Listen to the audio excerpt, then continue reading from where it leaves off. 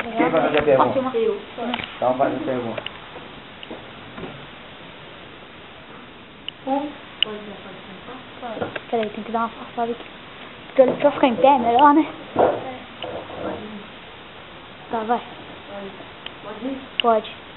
Como o senhor descreve a infância de Barbacena em comparação às grandes cidades com referência à criminalidade? Bom, Barbacena, ainda nós podemos dizer que, graças a Deus, que a cidade está mais organizada ou está mais respeitosa do que as grandes cidades. A criminalidade, hoje, nas grandes cidades, tomou rumos, contorno de quase impossibilidade de controle. Porém, muito tem sido feito em todas as cidades, inclusive nas grandes cidades, e em Barbacena nós temos um projeto que ajuda as crianças e adolescentes que estão envolvidas com esse tipo de atividades indevidas, crimes e atos infracionais. Portanto, Barbacena ainda está em condições melhores e mais fácil de controle, principalmente se os pais fizerem a sua parte de colocar limites nos filhos. Obrigado. Segunda pergunta.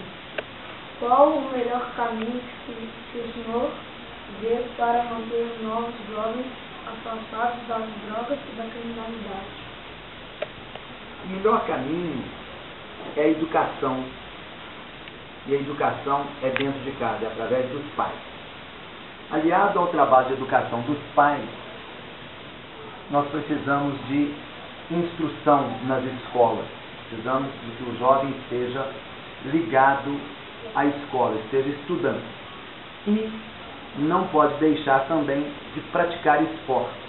Toda atividade salutar, toda atividade que traga saúde, que traga ocupação ao tempo do jovem em termos de melhor aprendizado, vai ser sempre útil na luta contra a criminalidade, contra o uso de drogas.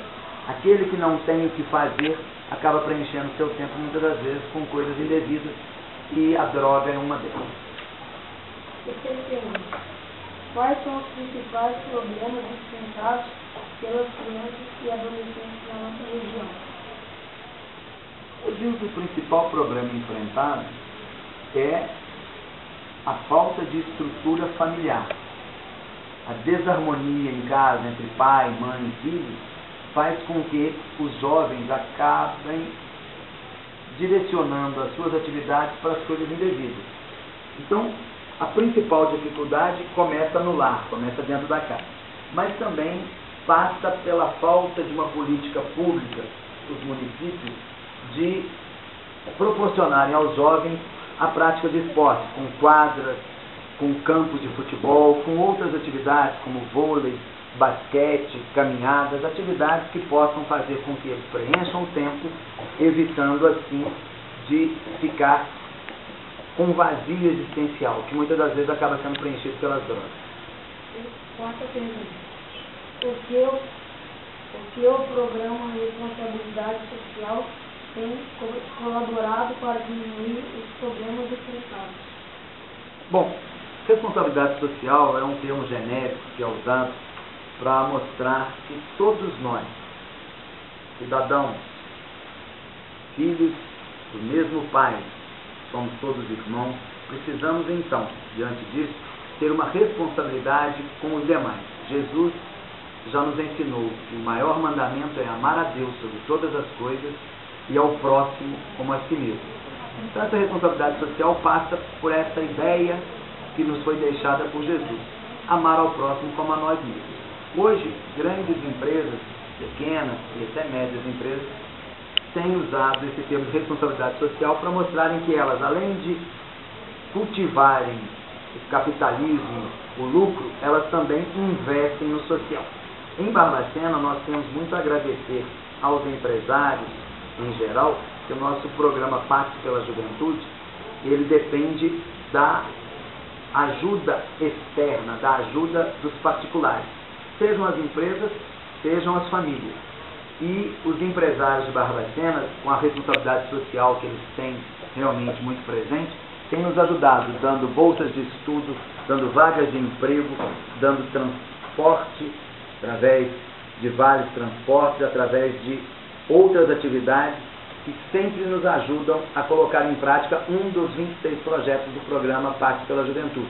E com isso nós temos podido ajudar muitos jovens de famílias carentes que acabam se envolvendo em uso indevido de drogas, se acabam envolvendo em noitadas, em baladas que nunca serão úteis para eles.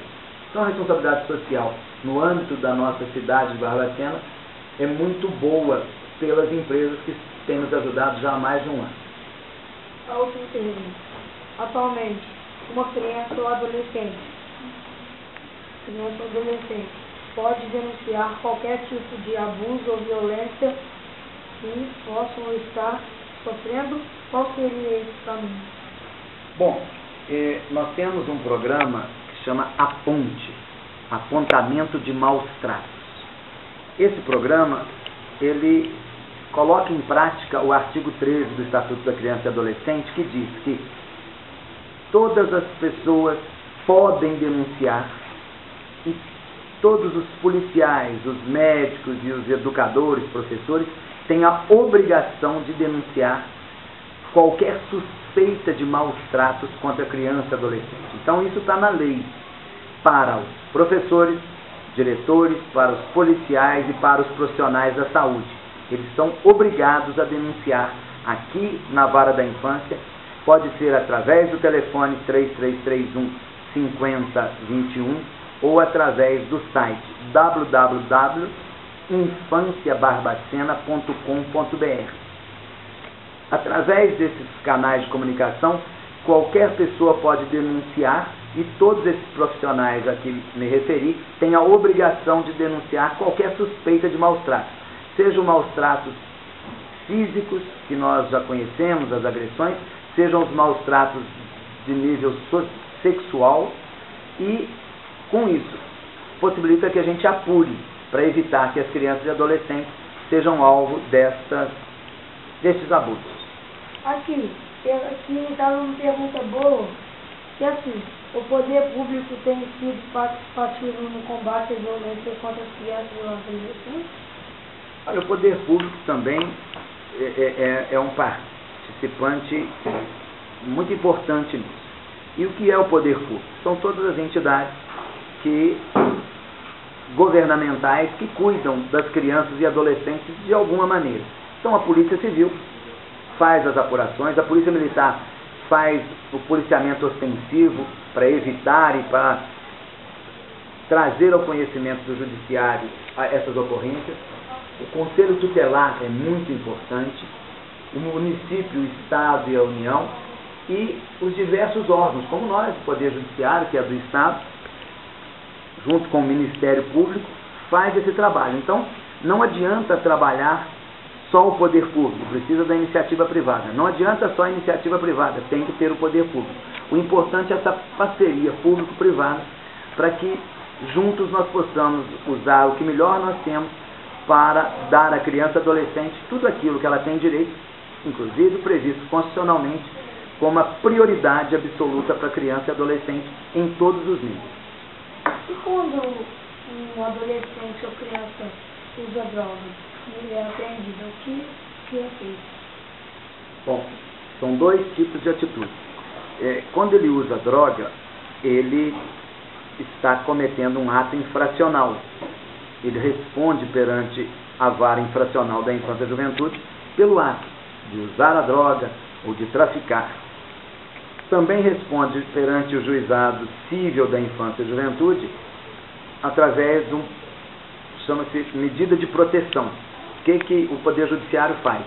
Ele chama os pais, mais o adolescente, e promove palestras educativas na área médica, na área policial, na área religiosa, na área da psicologia, na área do Poder Judiciário, na área do Ministério Público, trazendo para essas crianças e adolescentes informações úteis, juntamente com seus pais, porque aí os pais vêm também para saber da responsabilidade que os pais têm em relação a essas crianças, como impor limites, fazer as crianças respeitar os limites, e as crianças e adolescentes saberem que têm que respeitar os pais.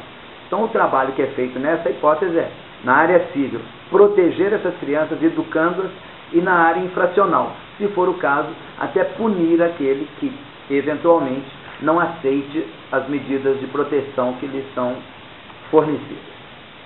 É só isso, obrigado. Toca aqui, outra vez, ou toca sozinho? Ah, Monetão, hein? Você tem que ser Atlético Mineiro. Melhor Aqui. time que tem. Como é que fala aqui?